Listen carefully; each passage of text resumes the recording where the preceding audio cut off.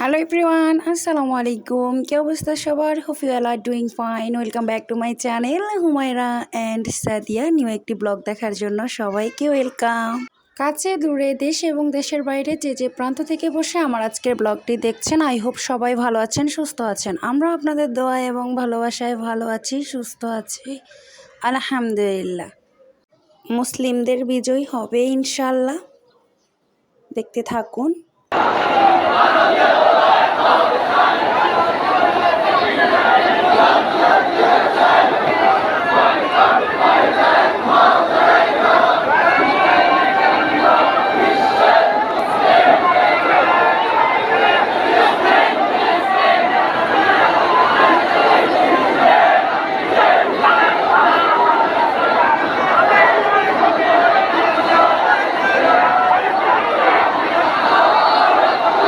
March পর গাজা এটা মিছিল আমাদের ফেনীতে করা হচ্ছে, যেহেতু ঢাকাতে অনেকে যেতে পারে না, এই কারণে যে এখানে সবাই মিছিলটা বের করেছে। 10টা থেকে আরম্ভ হয়েছে, আমি জিম থেকে এটা করেছি। সবাইকে শুভ নববর্ষ জানিয়ে আজকের ব্লগটি শুরু করতেছি। তো আজকে সব মিলিয়ে আমাদের নববর্ষটা এভাবেই কাটতেছে। মিছিল দেখে স্টার্ট, আবার যে বাসায় আজকে পান্তা ভাত, তারপর ভর্তা, এই যা যা থাকে একটু বাসায় যা যা উপকরণ ছিল ওগুলো দিয়ে আমরা যে আজকের নববর্ষ বরণ করতেছি। আর এটা মুসলমানদের জন্য ঠিক না, বাট একটু ঘরোয়াভাবে আমরা নিজেরা একটু মজা করতেছি। আর আমার বন্ধুরা যারা আমাকে ভালোবাসে তাদের জন্য এই ভিডিও ক্লিপটা করা। তো এখানে আম্মুকে বলে রেখেছি কালকে একটু ভাত একটু বেশি করে রান্না করবা, সকালে যে আমরা পান্তা ভাত খাবো। আমি যেহেতু ডায়েট করি, তো আহামরি আমি ওরকম খাবো না, আমি একটু দেখাচ্ছি ডেকোরেশন করে। ঘরে যা যা ছিল, আর আমাদের প্ল্যানিংও ছিল না, যেহেতু আমরা এটা কেউ লাইক করি না। মুসলিমরা যারা করে তারা করে, আর যারা করে না তাদের যে আগে থেকে কোনো প্ল্যান থাকে না। যদি প্ল্যানিং থাকতো তাহলে যে মাটির যে থালাটা হয় ওটাও নিয়ে আসা হতো। তো আমাদেরও তো ওরকম ওগুলো করার ইন্টারেস্ট নাই। তো এমনিতে যে নর্মালি আমরা খাই না, অনেক বছর পরে যে এইভাবে আমরা আজ করছি। ভর্তা, তারপর পেঁয়াজ, পান্তা ভাত, তারপর মরিচ দিয়ে একটা ভর্তা করেছি। তারপরে ইলিশ মাছ ছিল না বাসায়, ইলিশ মাছের যে বাচ্চাটা ওটা ছিল, ওটা যে ফ্রাই করে নিয়েছি। তো এটা একটু ডেকোরেশন করেছি। আজকে আমাদের গরিবদের যে পান্তা ইলিশ নববর্ষ বরণ এভাবে করেছি। আমি মনে যে এখনও খাচ্ছি, খুবই মজার টেস্টি একটা খাবার। এটা যে নববর্ষ ছাড়াই যে গরমে এটা খাওয়া হয় অনেকের। আর শীতের সময় তো কোনো কথাই নাই, এক কথায় অনেক মজার একটা খাবার। তো আমি একটু খেয়ে দেখাচ্ছিলাম আপনাদেরকে। তো এখানে যে আমরা একটু আম মাখা খাচ্ছি। আজকে আমের বিয়ে বলে কথা। ছোটোবেলা যে আম বিয়ের আগ পর্যন্ত খেতে দিত না, মানে নতুন বছর আসা পর্যন্ত খেতে দিত না, বলতো পেটে ব্যথা করবে, পেট খারাপ করবে, এরকম হ্যান ত্যান কোনো কথা বলতো, আম্মুরা বলতো বিশেষ করে। তো আমি এখানে আম মাখা করতেছিলাম আর ভাবতেছিলাম, আর আপনাদের সাথে তো শেয়ারই করতেছি। তো দেখতে দেখতে আমার ভিডিওটির কোনো অংশ কোনো জায়গায় যদি ভালো লেগে যায়, আমার চ্যানেলটা সাবস্ক্রাইব করবেন, লাইক করবেন, কমেন্ট করবেন, শেয়ার করবেন। আমি সাদিয়া ফেনী থেকে বলছি। এখানে যে আমি প্রথমত ক্লিন করে নিচ্ছি এগুলা। আর আমি কিছু কথা বলি, আর কোথাও যাওয়া হয়নি বা হবেও না। আমি যেহেতু এটা দুপুরের দিক দিয়ে এডিট করতেছি, এই জন্য বলতেছি যাওয়া হবে না। মেবি যদি যাই তাহলে তো ইনশাআল্লাহ নেক্সট ভিডিওতে দেখতে পাবেন। আর আমার তো অনেকগুলো ক্লিপ জমে গেছে, তো দেখা যাক কী হয়।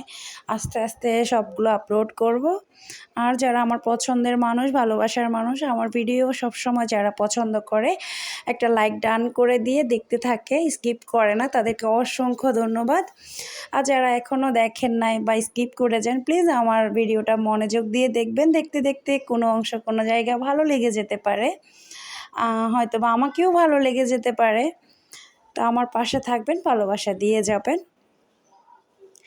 এখানে আকবর হয়ে গেছে, আমি হচ্ছে যে মাখতেছি। আম্মু বলতেছে যে অনেক দিন পরে খাচ্ছে। আর যেহেতু এটা কিনে নিয়ে আসছে, আমাদের গাছ যেহেতু নাই, গ্রামেও নাই, তো এটা কিনে নিয়ে আসছে।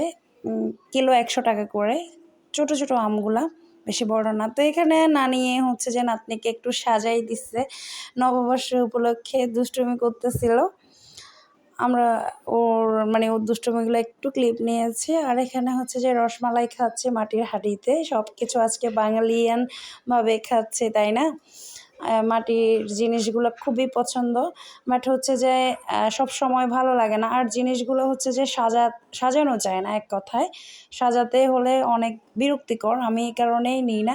তো দেখা যাক। এখানে হচ্ছে যে আমার মেয়ে তার মামার সাথে খুবই দুষ্টুমি করতেছে, একটু পরে মনও খারাপ হয়ে যাবে। ও এরকম দুষ্টুমি যখন বেশি করে তখন হচ্ছে যে আমি একটু বকাঝকা করলে তাহলে হচ্ছে যে মনটা খারাপ হয়ে যায়।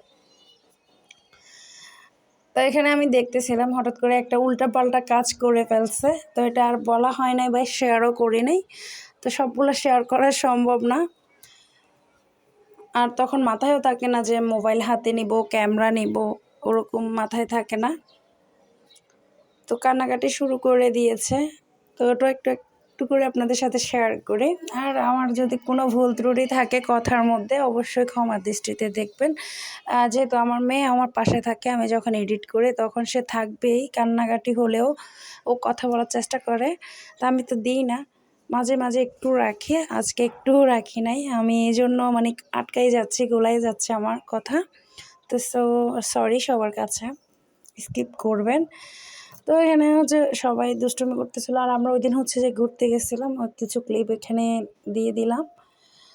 তো সে মহা খুশি।